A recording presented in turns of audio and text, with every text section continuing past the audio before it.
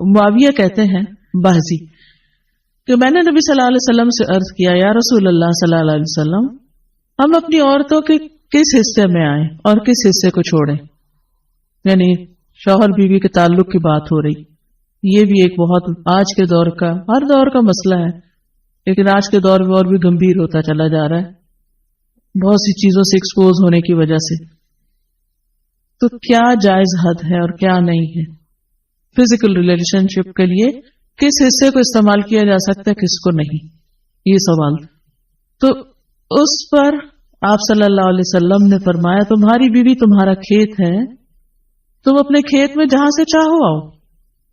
جہاں سے چاہو آؤ کا مطلب کیا ہے کہ جہاں سے کلٹیویشن ہو سکتی, یعنی کہ کھیت کے تعلق سے کیا بتایا نساؤکم حرث لکم فأتوا حرثکم انا شئتم. انا شئتم کا مطلب انا جو ہے ظرف زمان و مکان دونوں کے لیے آتا ہے کہ جانے کا کوئی خاص وقت مقرر نہیں کہ یہ دن ہے یا رات ہے, ایسی کوئی پابندی شریعت نے نہیں رکھی. اور اسی طرح جب کھیت کہہ کے بیوی کو بتایا گیا تو اس میں اس کی یعنی کہ اس کی قدر و قیمت اور اس کی حفاظت اور اس کی سرسبزی اور خوشحالی اور وہ ساری چیزیں اپنی جگہ ہیں. پلس یہ بہت ہی حکمت کی بات ہے کہ کھیت میں کچھ اگ جب ہی سکتا ہے جب اس میں بیج ڈالا جائے.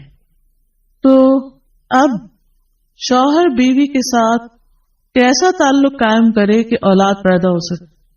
وہ اورل سیکس سے تو نہیں ہو سکتا, وہ اینل سیکس سے بھی نہیں ہو سکتا. obviously understood ہے کہ انا کا مطلب یہاں کیا ہے, ٹھیک ہے.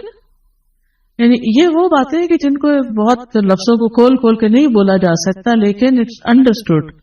تو آپ نے کہا جہاں سے چاہو, یعنی کوئی رکاوٹ نہیں, ممانعت نہیں. اس کا یہ مطلب نہیں کہ ناجائز حدود فلان کے کہو کہ اس کی بھی ممانعت نہیں.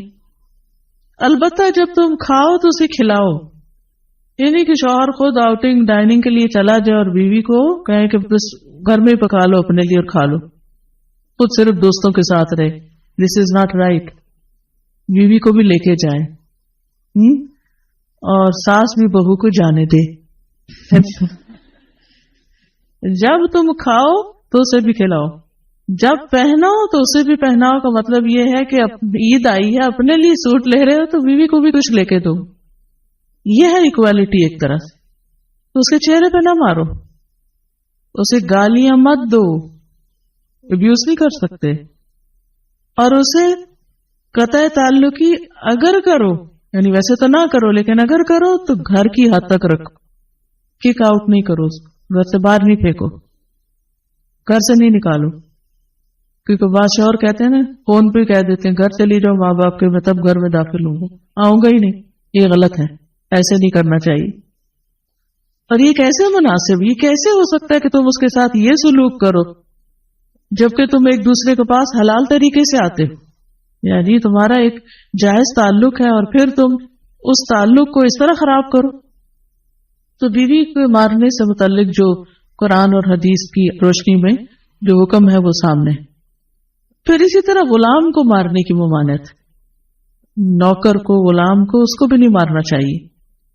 ابو مسعود بدری سے روایت ہے کہ میں اپنے غلام کو کوڑے کے ساتھ مار رہا تھا کہ میں نے اپنے پیچھے سے آواز سنی, اے ابو مسعود جان لو, اور میں غصے کی وجہ سے آواز سمجھ نہ سکا. یعنی ایسے مار رہا تھا کہ مجھے نہیں سمجھ آئے گی کس نے پکارا مجھے.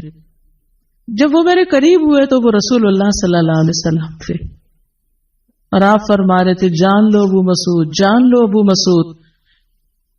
کہتے ہیں میں نے اپنے ہاتھ سے کوڑا پھینک دیا تو آپ نے فرمایا جان لو ابو مسعود. یعنی آپ بار بار فرما رہے تھے اللہ تم پر زیادہ قدرت رکھتا ہے تمہاری اس غلام پر قدرت سے. یعنی جتنا تم اس غلام پہ قدرت رکھتے ہو اللہ اس سے زیادہ تم پہ قدرت رکھتا ہے, یعنی تمہیں مارے گا. کہتے ہیں کہ میں نے عرض کیا اللہ کے رسول صلی اللہ علیہ وسلم میں اس کے بعد کبھی غلام کو نہیں ماروں گا. اور بعض روایت میں آتا ہے کہ انہوں نے آزاد کر دیا. ابو عمر زازان سے روایت ہے, کہتے ہیں کہ ہم لوگ ابن عمر کے پاس تھے, انہوں نے اپنے غلام کو بلایا جسے انہوں نے مارا تھا. انہوں نے اس کی پیٹھ کھول کر دیکھی, کہا کیا تمہیں تکلیف ہو رہی ہے؟ اس نے کہا نہیں. اس کے بعد ابن عمر نے غلام کو آزاد کر دیا اور ایک تنکا زمین سے اٹھایا اور کہا کہ مجھے اس کا اتنا بھی اجر نہیں ملے گا جتنا اس تنکے کا وزن ہے. میں نے کہا ابو عبد الرحمن آپ ایسے کیوں کہہ رہے ہیں؟ انہوں نے کہا کہ میں نے رسول اللہ صلی اللہ علیہ وسلم کو فرماتے ہوئے سنا جو شخص اپنے غلام کو بے قصور یعنی حد شرعی کے علاوہ مارے یا اس کے چہرے پہ تمانچہ مارے تو اس کا کفارہ ہی کہ اسے آزاد کر دی. کفارہ ہے، اس آزادی کا ثواب کوئی نہیں تنکے برابر بھی. یعنی بعض اوقات تم سمجھتے ہیں بڑی نیکی کی لیکن اس میں تو چھوٹ بھی جائے تو وہ بھی بہت بڑی بات. صحابہ کرام جو تھے وہ خاص طور پر اس سے محتاط رہتے اور غلاموں سے درگزر کرتے تھے. ابو لیلہ کہتے ہیں کہ سلمان رضی اللہ عنہ نکلے، وہ اپنی سواری کو چارہ کھلاتے تھے تو وہ ہودے سے گرتا رہتا. ہودہ کیا کہتے ہیں؟ وہ چیز محمل باسکٹ کہہ لیں جس میں اس کا چارہ رکھ کے دیا جاتا. اس پر انہوں نے اپنے خادم سے کہا اگر مجھے قصاص کا خوف نہ ہوتا تو میں تمہاری پٹائی کرتا کہ تم نے ایسی چیز کیوں جانور کے آگے رکھی.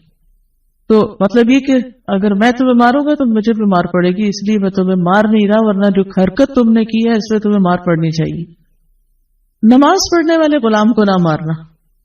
ابو امامہ سے روایت ہے کہ رسول اللہ صلی اللہ علیہ وسلم خیبر سے واپس آئے تو آپ کے پاس 2 غلام تھے.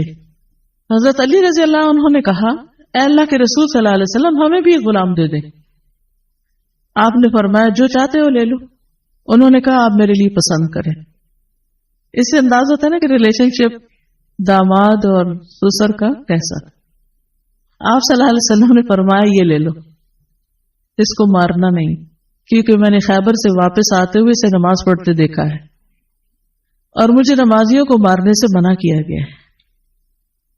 آپ صلی اللہ علیہ وسلم نے دوسرا غلام ابو ذر کو دے دیا اور اس کے ساتھ خیر و بھلائی اور حسن سلوک کرنے کا حکم دیا. پھر ایک دن پوچھا ابو ذر میں نے جو تمہیں غلام دیا تھا اس کا کیا حال ہے؟ انہوں نے کہا آپ نے مجھے اس کے ساتھ خیر و بھلائی کرنے کا حکم دیا تھا تو میں نے اسے آزاد کر دیا. کہ میں وہ خیر و بھلائی کر نہیں سکوں گا تو بہتر ہے کہ